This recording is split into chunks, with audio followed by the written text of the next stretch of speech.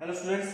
सो इस क्वेश्चन में बोला गया है कि kinetic energy acquired by a mass m in traveling a distance d starting from rest under the action of a constant force is directly proportional to option A m, option B m to the power 0, option C root m, option D 1 by root m।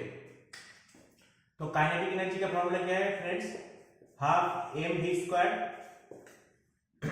अब इसके बाद बोला गया है कि m is traveling a distance d, so d distance starting from rest, v square equals to u square plus 2a into d।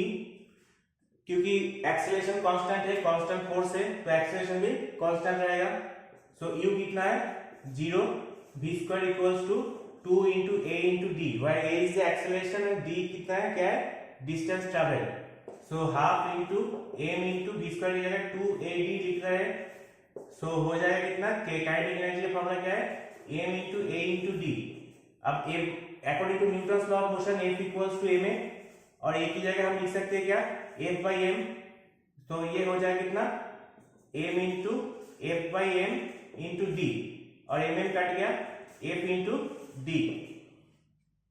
So force constant है और distance travel d constant है, तो काइनेटिक एनर्जी किसके proportional हो गया, kinetic energy proportional to m to the power 0।